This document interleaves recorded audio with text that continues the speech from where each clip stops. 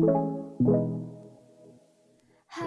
everyone! Welcome back. Can you all believe that 2026 is literally just right around the corner? I feel like it's still 2020. Does anybody else feel like it's still 2020? It's almost like the years are going by so fast that it's just one big year. It's very, very crazy, very, very wild. But since it is going to be 2026 soon, I thought I'd do the 26 books I want to read in 2026. Now, the first thing you all should know about me is I am a mood reader, which means I do not stick to TBRs very well, which means I don't know how many of these 26 books I'm going to actually end up reading this coming year.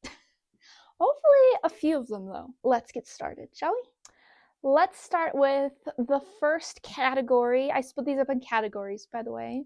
So let's start with the first category, which is going to be the books I'm most intimidated to read. There are 3 of them, and I actually planned on reading them in the year 2025, but I never got around to it, so I'm going to 100% read these books this year. Hopefully this summer, actually. The first one is a well-known one, A Little Life. I'm not going to pronounce her name because I'm pretty sure I'll butcher it.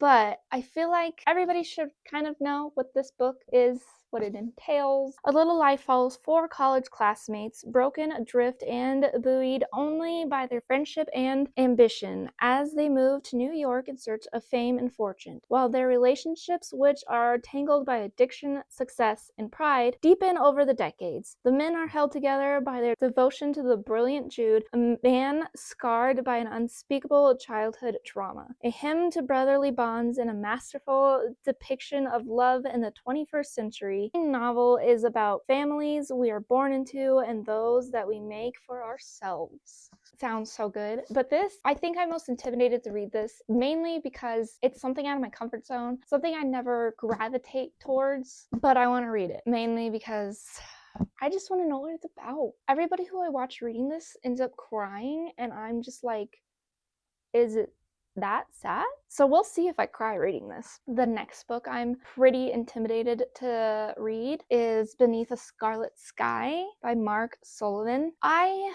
feel like this book is going to be heartbreaking. It is a historical fiction novel. It's based off of a true story happening in World War II. The first World War II story that I read is The Tattooist of Auschwitz. Now that book is heart-wrenching. If you haven't read it, read it. It's, oh my gosh. Human beings can be so horrible. So I'm excited to read this, but also very, very nervous to read this. We're going to be following, there's actually a picture of him, this guy's story.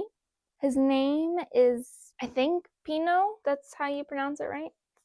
This is basically a story about Pino. His parents forced him to enlist as a German soldier, a move they think will keep him out of combat, but after he's injured, he was recruited at the tender age of 18 to become the personal driver of Adolf Hitler's left hand in Italy, General Hans. As I said, it's going to be gut-wrenching. I can just feel it. And the last book I'm intimidated to read is The Great Alone by Kristin Hannah. The only reason I'm intimidated to read this is because it's a Kristin Hannah novel. There are so many of her books out that everybody loves, and I'm nervous to read her book, okay? I'm nervous to read her for the first time. But I'm excited. I'm gonna do this book first because it takes place in Alaska in the 1970s. And Alaska, I wanna go there. 1970s, kind of my favorite era, so it's gonna be very interesting. The next books I'm going to talk about, they're also kind of intimidating, mainly because they're way out of my comfort zone.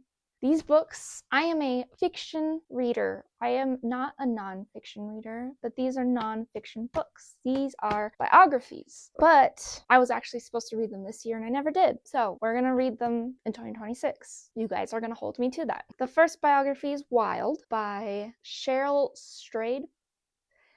This is going to be very interesting. It's about her journey through, I think, the Pacific Crest Trail, which I believe is the longest trail in America. Don't hold me to that fact. Anyways, this is just, it's going to be very interesting. It's basically about her going through addiction and stuff like that, and just, it's going to be a good book. The next book is Into the Wild. Now, if you have not watched the movie, I suggest you watch the movie. Yes, I'm saying that as a booktuber. Watch the movie. Can I help you with something? Say hi. Sorry, you guys. That's Zoe. Come on. Go on. Okay, she's just gonna be there. Anyways, I suggest watching this. Then you'll actually kind of get the gist of what the story is. This is just gonna be so sad. That movie breaks my heart. It's gonna be so sad. In this gripping account, acclaimed journalist John reassembles the disquieting fact of Chris McCandless's short life and searches for clues to the mystery of his untimely death. Digging deeply, he also unravels the larger riddles surrounding McCandless's case, the pull of the American wilderness, the lure that it holds for restless young men, the complex bond between fathers and sons, a cherished contemporary classic of investigative journalism. Into the Wilde blazes the power and luminosity on every page. This is going to be very interesting. And the last biography that I'm going to read is The House of My Mother by Shari Frankie.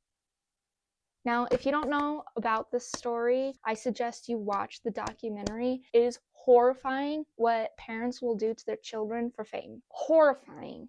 It's basically about a family that, it's about her mother, Ruby Frankie, which she's in jail.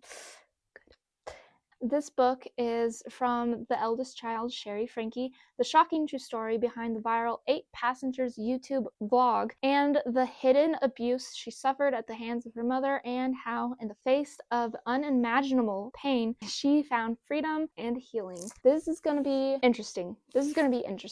All right, these other books of the 26th is going to be some classic novels. The first is Frankenstein. Now, this is a very popular story of this year, mainly because they came out with a new movie, which I didn't end up watching because I want to read the book first. I watched the original movie, but I really want to get the actual storyline. You know what I mean? So this is going to be cool. And then I'm going to read Fahrenheit 451. If you didn't watch my recent haul video, watch it. I talk about this book on there. My dog is just rolling around on my floor. Anyways, the last classic I want to read is The Picture of Dorian Gray. I didn't end up watching the movie, but it has Ben Barnes in it. He's my favorite actor. I should watch the movie, but I want to read the book first. So we're going to read the book and then watch the movie. And I'm very excited. It's basically about Dorian Gray, who sells his soul for immortality. Sounds like something I'd read, right? With that being said, I also plan on reading The Possession of Alba Diaz. This is about when a demonic presence awakens deep in a Mexican silver mine, the young woman it seizes must turn to the one man she shouldn't trust. This just sounds very, very interesting. It takes place in 1765 in, I believe, Mexico. Anyways, it's going to be a fun little horror gothic read, as well as Hungerstone.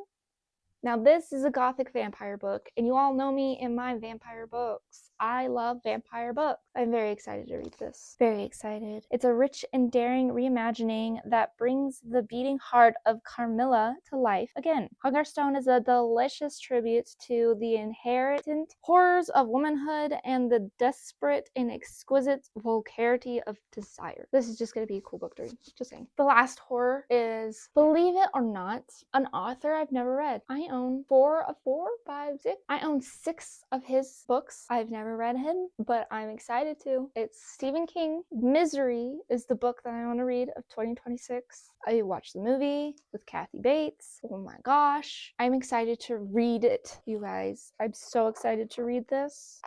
I feel like everybody knows what the story of Misery is about, so I'm not going to repeat it, but I am going to talk about the unfortunate side effects of heartbreak and magic.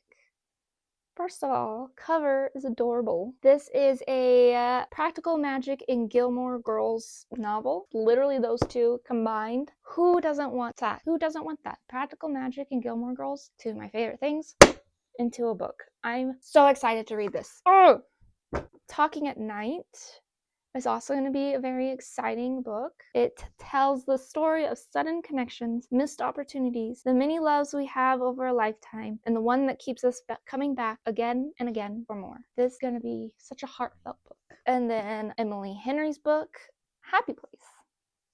I believe I talked about this on a past vlog. I don't remember. I think I talked about this. This is going to be very exciting. My very first Emily Henry book. I have 11 more books to talk about out of the 26, and let's start with the One Dark Window duology. Let's start with that. Very, very excited to read these. Very excited. I believe, let's see here, One Dark Window. Elspeth needs a monster. The monster might be her. First off, that's what gripped me. It says Elspeth's spindle needs more than luck to stay safe in the eerie, mist-locked kingdom of Blunder. She needs a monster. She calls him the Nightmare, an ancient spirit trapped in her head. He protects her. He keeps her secrets. But nothing comes for free, especially magic. When Elspeth meets a mysterious highwayman on the forest road, her life takes a dramatic turn. Thrust into a world of shadow and deception, she joins a mysterious quest to cure Blunder of the dark magic infecting it. This is gonna be a great duology. The last fantasy read that I want to do this year, which I'm gonna be honest with you, I'm probably gonna be reading a lot more fantasy than these three. But that's Quicksilver by Callie, Hart. Look how thick this book is, you guys. I grabbed the paperback because, believe it or not, I prefer paperback over hardback. Fun fact. But this is just gonna be a fun, good old fae read. You know me and my fae. I just had to go and let my dog outside. I live in Colorado and it's 55 degrees right now. The sun is out, it is t-shirt weather, and it is almost Christmas. What a weird winter this is. Anyways, the last category of the 26 books in 2026 is a series. There's 2 series I picked out that I want to read this year. The first one being the Lord of the Rings trilogy, which I did a vlog of me hunting these down. These specific copies. I'm just very excited to read the books. The movies are my all-time favorite, no joke, all-time favorite. So it's gonna be very fun reading the books. I've heard that they're different from the movies, so that's gonna be a little fun comparison. And then the last series I want to read in 2026 is a series that I feel like everybody has read in like middle school or early high school, but I didn't get to read them and I really want to. That's the Percy Jackson series. I'm very excited to read these. Very, very, very excited. And I just realized I have them out of order. Sorry. Very, very excited to read these. First of all, I grabbed the box edition, which is okay, obviously. That's okay. But look at the artwork. The artwork is just so beautiful. So beautiful. I mean, come on. I'm pretty sure in the first book, he's, I think 12? Was it 12 or 13? I can't remember. But yeah, very different from the movie, I heard. I watched the movie with Logan Leatherman in it. I'm pretty sure that has nothing to do with this. Just saying, out of everything that people who have read these have told me, the movies make no sense compared to the books. So this is gonna be fun. And that, my friends, are the 26 books I want to read in 2026. I am so excited to read these. Even if I don't end up reading all of these and decide to choose different books next year, I'm still excited to try to read these. I'm definitely going to read most of them. The fantasy books I'll probably end up changing, to be honest with you, but I'm excited to read these, you guys. And even if I don't read them, it's gonna be a good reading year. If any of you have read any of these, please leave a comment below which one is your favorite book and which one you're most excited for me to read. There is one more video of the year left. That's just crazy to me, but I'm really excited to film it. It is basically my goals for 2026, being reading goals, channel goals, and personal goals. So I hope you all stick around for that. Please, I know this is going to be cliche, but please don't forget to subscribe and like this video. And as I said, if you have a book that you want, oh, you know what? Actually, if there's a book you want to read in 2026, it doesn't have to be 26 of them, but if there's a specific one you want to read in 2026, please let me know what it is. I'd be very interested in knowing that. And until we meet again in our next video, please stay safe, have fun, have a Merry Christmas, and I will see you guys all later. Bye!